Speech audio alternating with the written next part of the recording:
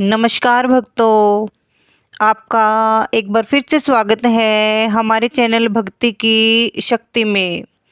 आज के इस वीडियो में हम आपके लिए लेकर आए हैं सकट चौथ व्रत कथा, व्रत विधि व व्रत के उद्यापन की विधि। सकट चौथ का व्रत माघ मास की कृष्ण पक्ष की चौथ को किया जाता है। सकट चौथ व्रत की पूजा में गणेश जी और चौथ माता को तिलकुटे का भोग लगाया जाता है। इसे तिल चौथ या माही चौथ के नाम से भी जाना जाता है।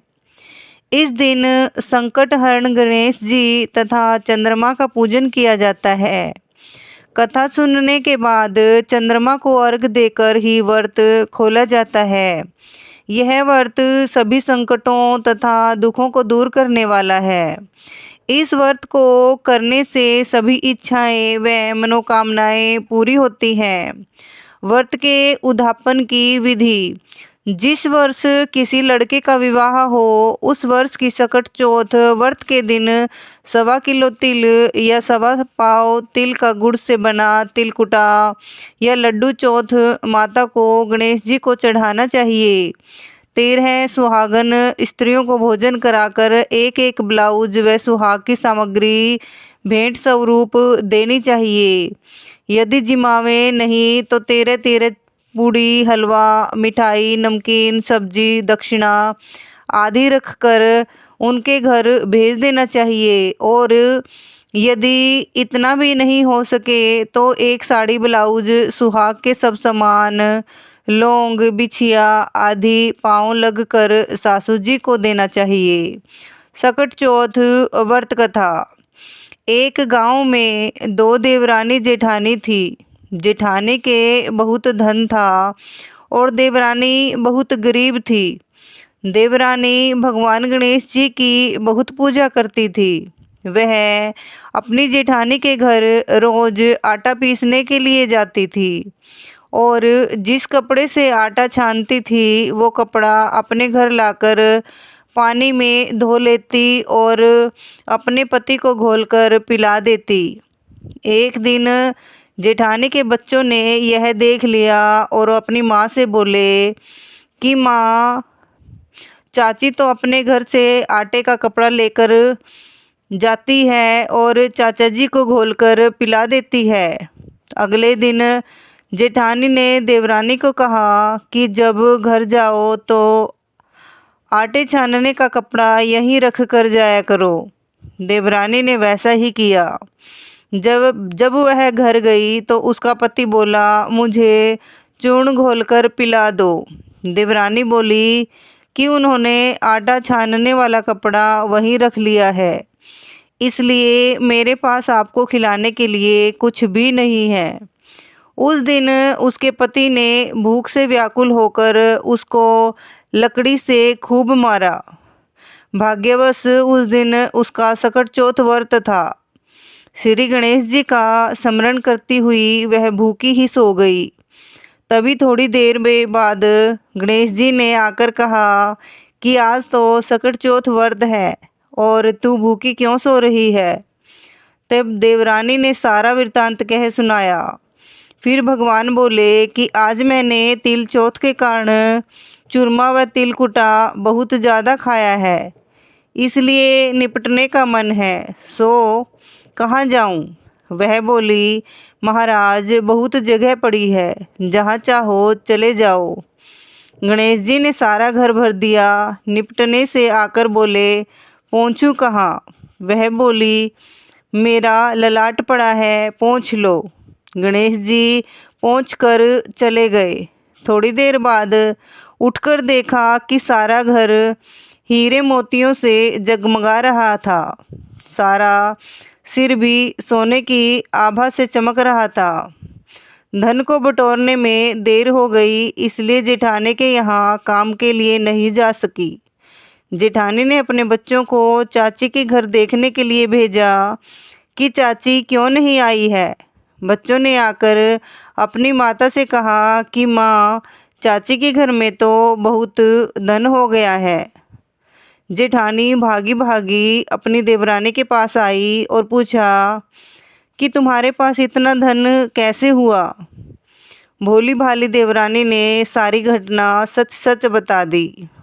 इतना सुनकर जेठानी अपने घर आई और अपने पति को बोली कि मुझे लकड़ी से बहुत मारो। देवरानी को देवर जी ने बहुत मारा, इसलिए उसके बहुत धन हो गया। उसका पति बोला, भाग्यवान, तू धन की भूखी क्यों मार खाती है।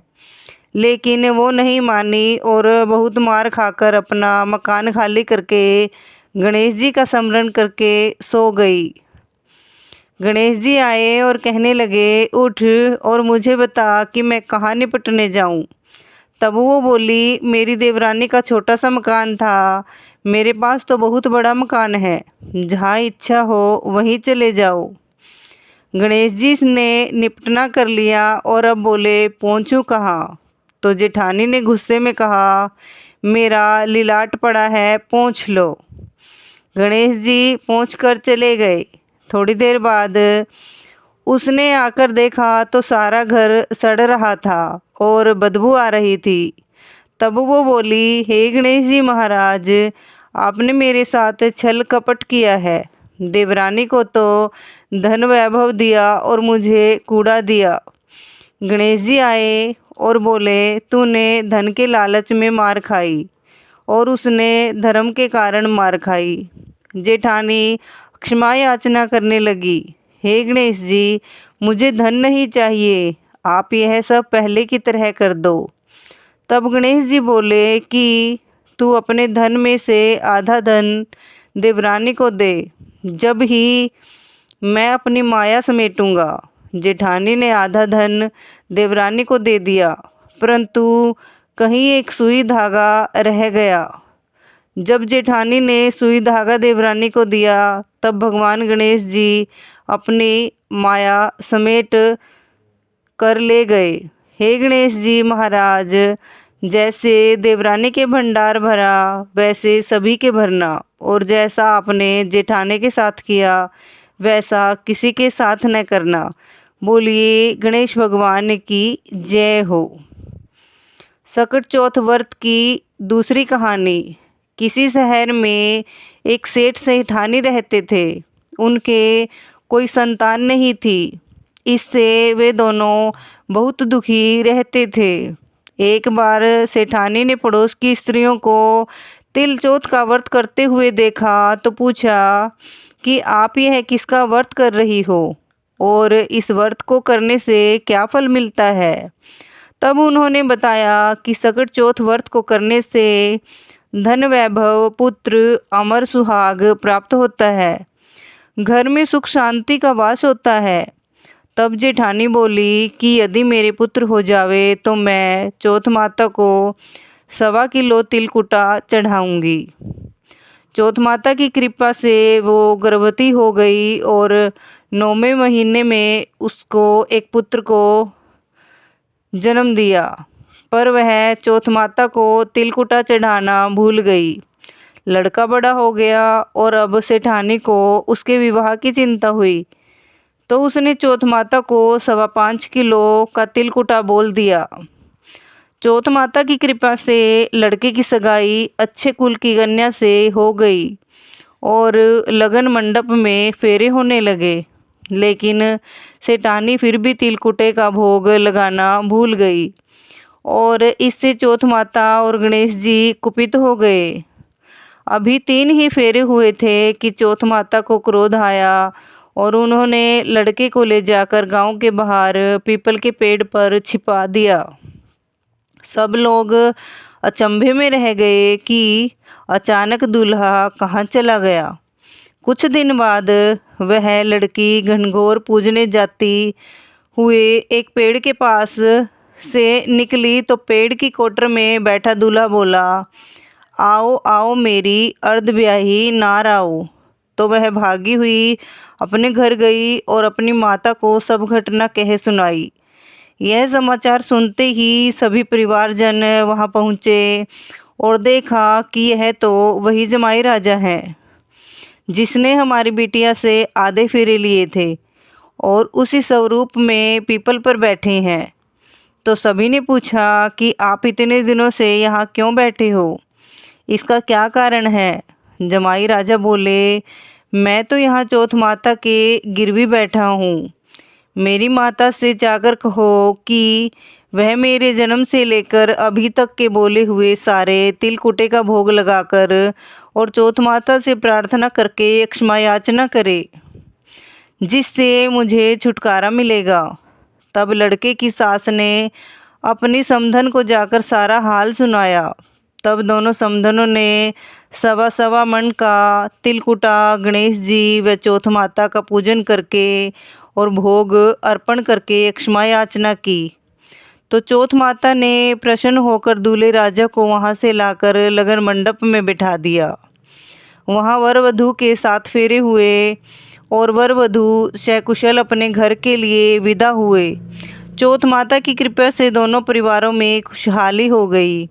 हे चौथ माता, जैसा उस लड़के के साथ हुआ वैसा किसी के साथ न हो, और किसी को भी भगवान को बोला हुआ प्रसाद चढ़ाना भूलना नहीं चाहिए। बोलिए तिल चौथ माता की जय हो। भक्तों, अगर आपको ये वीडियो थोड़ी सी भी अच्छी लगे तो प्लीज़ हमारे चैनल को सब्सक्राइब करें।